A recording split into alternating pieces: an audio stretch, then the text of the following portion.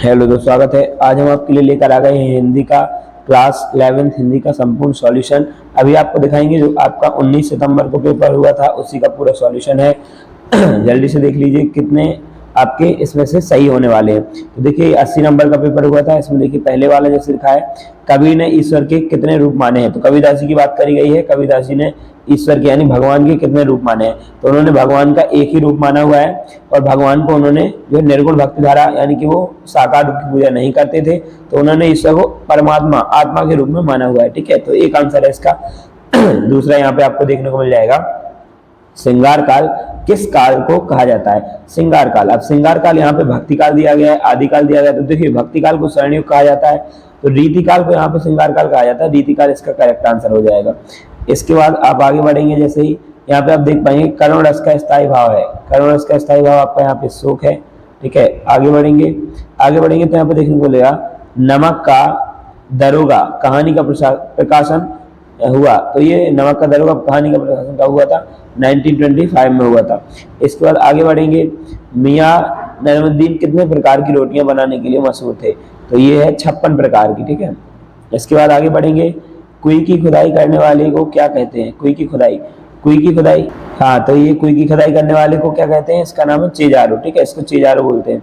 आगे बढ़ेंगे तो रिक्त स्थान दिया गया है। रिक्त स्थान में मैंने अभी ऊपर बताया था कबीरदास जी भक्ति काल की और निर्गुण भक्ति धारा यानी वो भगवान के निराकार रूप की पूजा करते थे, निर्गुण भक्ति धारा के लेखक या कवि हैं। इसके बाद आपको देखा जाएगा घर की याद कविता किस ऋतु में लिखी गई। तो बसंत ऋतु इसका आंसर रहेगा। जयशंकर प्रसाद छायावादी कवि हैं। नाटक एक दृश्य काव्य है। नाटक एक ऐसा काव्य है जो कि देखने में मजा आता है, यानी कि देखने दृश्य काव्य जिसे कहते हैं। दृश्य मतलब देखना। मियाँ नजमुद्दीन मसीहा थे किसके, लुधियाना बाई के। कहाँ के थे, हाँ, तो यहाँ पे है मियाँ नजमुद्दीन मसीहा थे। तो यह रोटियां या नान बाई के। ठीक है, आगे बढ़ेंगे। 6th में लिखा हुआ है सीधे बरसात से मिलने वाला पानी, तो इसे क्या कहते हैं, पालर पानी। पालर पानी से कहते हैं, सीधे बरसात से पानी मिलता है इसको बोलते हैं पालर पानी। ठीक है, आगे बढ़ेंगे सत्य और असत्य की ओर। रचना के आधार पर 3 प्रकार होते हैं। रचना के आधार पर 3 प्रकार के होते हैं। देखिए क्वेश्चन थोड़ा सा ऐसा दिया गया है, थोड़ा सही नहीं है। लिखा है रचना के आधार पर 3 प्रकार के होते हैं। यहाँ पे है क्या ये तो पता ही। इसके बाद देखिए आगे बढ़ रहे हैं अपन, तो यामा महादेवी वर्मा की रचना है, तो असत्य हो जाएगा बिल्कुल। यहाँ पे रस के 4 अंग होते हैं, बिल्कुल सही बात है। कुमार गंधर्व ने कबीर के पदों का गायन किया है, नहीं, ये गलत है। इसके बाद कामायनी जयशंकर प्रसाद का महाकाव्य है, बिल्कुल सही है। इसके बाद बीजक सूरदास की रचना है, बिल्कुल सही है। तो ये सभी सत्य रहेंगे और 2 इसमें असत्य हैं, 2nd और 4th। आगे बढ़ेंगे सही जोड़ी के लिए। यहाँ पे आप देख पा रहे हैं दोहा में होती हैं 13-11 मात्राएं। इसके बाद चौपाई में आप देख पाएंगे 16-16 मात्राएं। इसके बाद सोठा में आप देख पाएंगे 11-13 मात्राएं। फिर आपका महाकाव्य यहाँ पे देखने को मिलेगा, तो इसमें से महाकाव्य आपको सर्च करना है कौन सा है। तो महाकाव्य देखिए बहुत सारे लिखे हुए हैं। जो पंचवटी है वो खंड काव्य है। यहाँ पे एक वर्ष रामचरितमानस, तो यही एक महाकाव्य है। इसके बाद खंड का पंचवटी हो जाएगा।